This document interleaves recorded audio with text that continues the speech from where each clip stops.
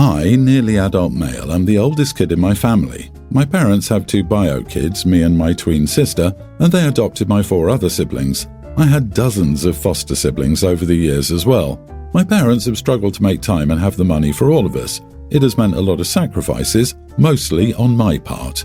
My parents were able to make sure all my younger siblings had at least one activity outside of school to do, but they never did that for me. I was forced to play football when I was 5, but by the time I was 7, my parents had started fostering and I was no longer doing that. My siblings all get to do something they like. Cora does dance, for example. Some of my other siblings are in music classes.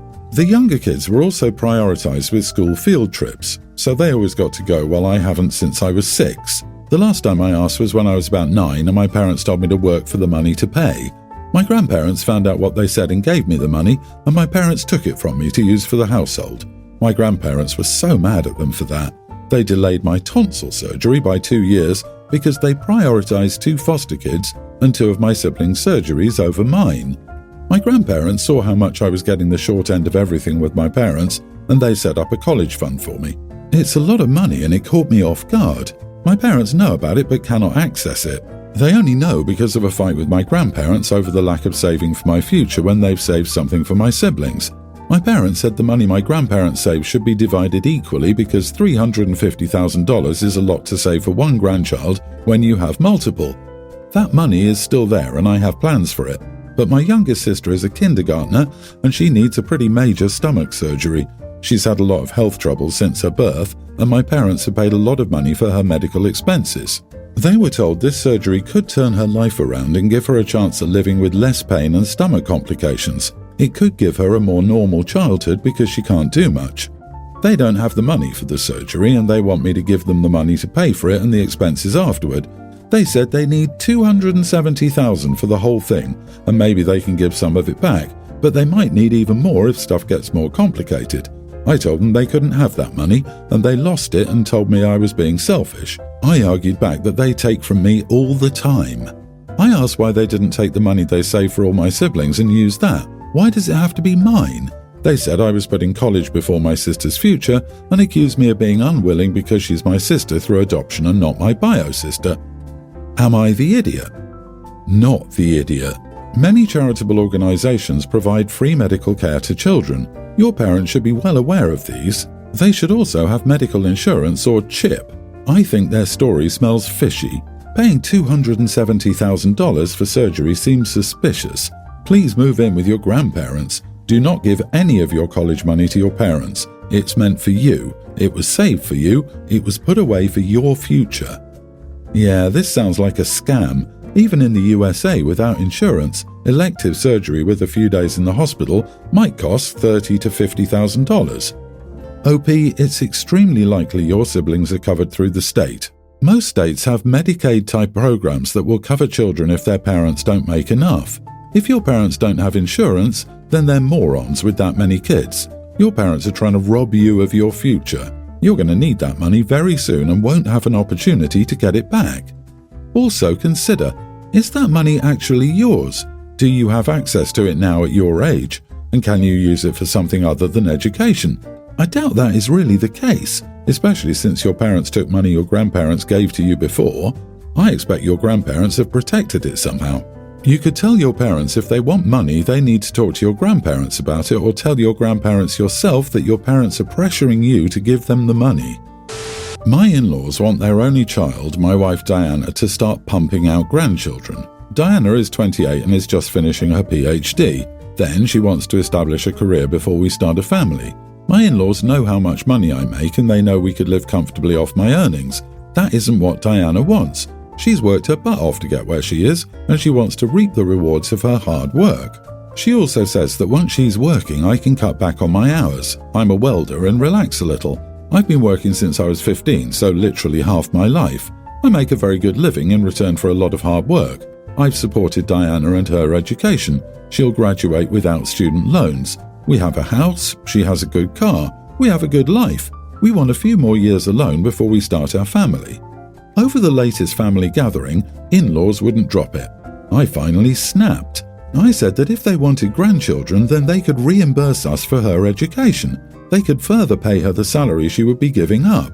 When she returned to work, they could pay her the difference between what she could be earning and her entry-level position.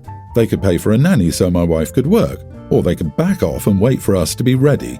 They said that they couldn't afford all that. I asked them how they expected us to afford it. I said that if it was really what they wanted, they could just give her the inheritance coming her way now instead of later.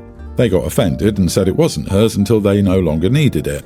Diana asked me to drop it. She's tried dozens of times to explain why we're waiting to her parents. They ignore her. They ignore what we want for our lives. They've been very cold since that get-together. They seem to think I was a rude idiot for pointing out the costs of what they were asking for. Many of her family agree that I went too far in asking them to pay if they want a grandchild now instead of later. Not the idiot. They must be reminded in very strong terms that it's none of their business. They have absolutely no say whatever in when you both choose to procreate. Stop being nice about it. They need to be put in their proper place. If they want a new baby around, their option is to adopt. That's where they have a say. Otherwise, they need to shut up and back all the way off. These people don't respect their daughter's autonomous choices regarding her life, so why would you suggest they adopt children whom they will also not respect? Dude, let your wife handle her family. What you said was tacky and classless. Everyone's the idiot here. They are pushing and giving you unsolicited opinions about your married life, and both of you for not just having clear boundaries and not just shutting it down straight up. Instead, you got into that stupid back and forth about money. Their finances are none of your business, and your reproductive tract is none of their business, so why engage like that? You both need to practice firm boundaries now if you are even considering having kids. So to start this off, this issue is with me, 22 female, my sister, 26, and her husband, 30.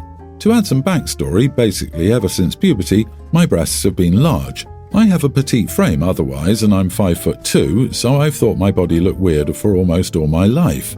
I've always covered up as best as possible with oversized hoodies, t-shirts, and so on. I've always dressed this way as I genuinely was ashamed and hated my body. I started working at 16 knowing my main goal was to afford a breast reduction. Last year I was finally able to afford it and got it done. They're still a bit on the bigger side, but I've never ever felt so comfortable and happy in my own body as I do now, not to mention the weight that has literally been lifted off my shoulders. So this last weekend, my sister and her husband visited our family and we planned a dinner at a restaurant. It was nothing extravagant, but it was still a pretty nice place. I just wore jeans with a tight-fitting shirt. I thought everything went well, we all chatted and talked like usual, but a bit in I noticed brother-in-law was staring at me a lot. I got uncomfortable and I think my sister also noticed, and she was silent for almost the whole night after that. I thought she was mad at brother-in-law and that she could see that I was uncomfortable with his stares. But the same night she texted me telling me that I didn't need to dress so inappropriately in front of a married man, that I needed to have some self-respect and that she didn't think I was the type to try and seduce a married man.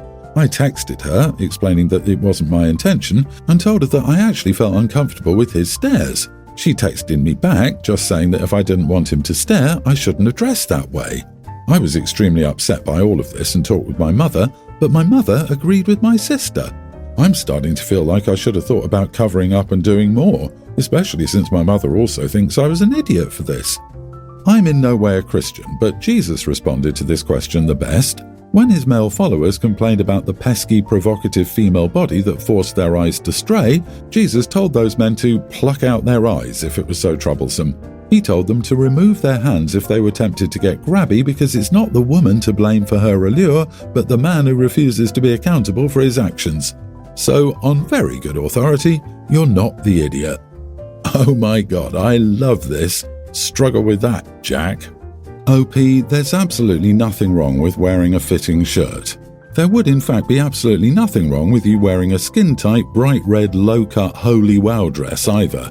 You should always wear what makes you feel good and look nice, and is appropriate for the occasion. Nothing you described even comes close to scandalous. Yeah, what a load of bull. Does the sister go around to every woman in public demanding they cover up because her husband can't control his eyes?